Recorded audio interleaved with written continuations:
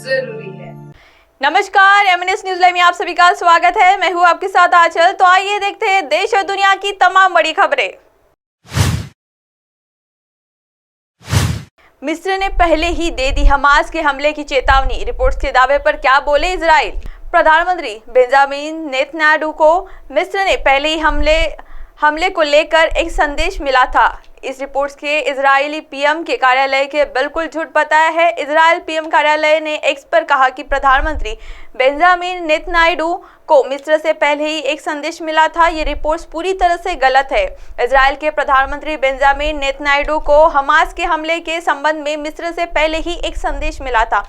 कई रिपोर्टों में इसका दावा किया गया है, जिसका इजरायल ने खंडन किया है। इजरायल पीएम कार्यालय ने एक्स पूर्व में ट्विटर पर कहा कि प्रधानमंत्री बेंजामिन नेतन्याहू को मिस्र से पहले ही एक संदेश मिला था। ये रिपोर्ट्स पूरी तरह से गलत है।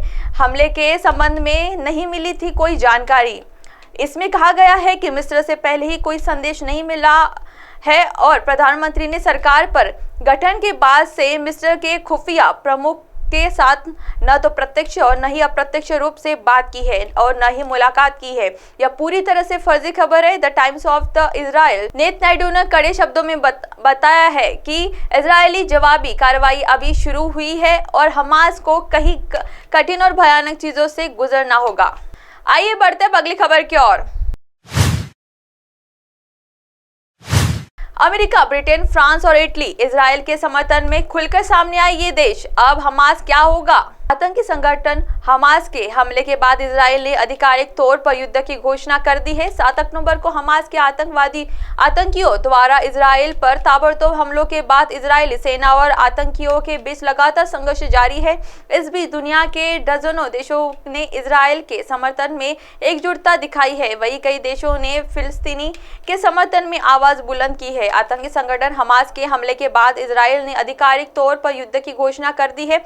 7 अक्टूबर को हमास के आतंकियों द्वारा इजरायल पर ताबड़तोड़ हमला के बाद इजरायली सेना और आतंकियों के बीच लगातार संघर्ष जारी है। इस बीच दुनिया भर के दर्जनों देशों ने इजरायल के समर्थन में एकजुटता दिखाई है। वहीं कई दूसरे देशों ने भी फिलिस्तीनी के समर्थन में आवाज बुलंद की है। दोनों देशों के बीच चल रहे युद्ध में अब तक लगभग 1300 से ज्यादा लोगों की मौत हो गई है। हमास के हमले में अब तक 900 इजरायलियों की मौत हो गई है, जबकि इजरायल के हमले में 680 लोगों की जान जा चुकी है। युद्ध के बीच इजरायल के विदेश मंत्रालय ने दावा किया है कि लगभग 84 देशों ने इजरायल का समर्थन करते हुए हमास के आक्रमण की निंदा की है। इसके अलावा ईरान सहित मध्य पूर्व देश हमास को पीछे से मदद करने की कोशिश कर रहे हैं।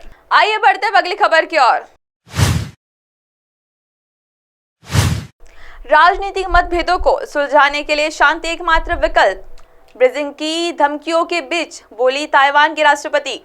ताइवान के राष्ट्रपति त्साई इंग वेन ने अपने अंतिम राष्ट्रीय दिवस भाषण में कहा कि देश चीन के साथ राष्ट्रपूर्व व अस्तित्व चाहता है, लेकिन लोकतांत्रिक रहेगा।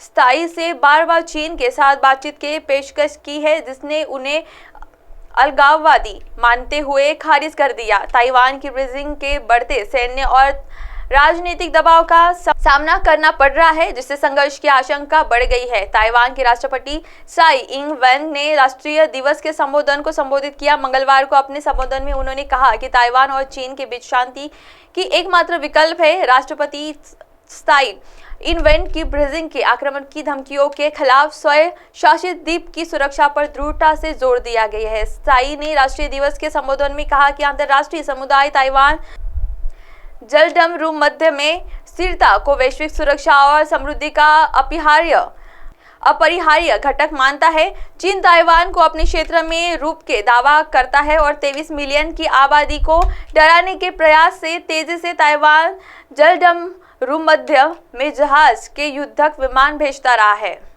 अब आप हमारे चैनल को आपके मोबाइल पर भी देख सकते हैं। मोबाइल ऐप पर देखने के लिए प्ले स्टोर से MNS news TV app download करें। इंस्टॉलिंग ट्विटर, हाइको, फेसबुक और कई सोशल मीडिया प्लेटफॉर्म पर हमारा चैनल उपलब्ध है। आप हमारे चैनल को लाइव भी देख सकते हैं www.mnsnewstv.com पर। फिलहाल वक्त हो चला दर्शकों ब्रेक का। ब्रेक से लौटने के बाद देखिएगा देश और दुनिया की तमाम बड़ी खबरें। बने रहिए एमएनएस न्यूज के साथ। नमस्कार।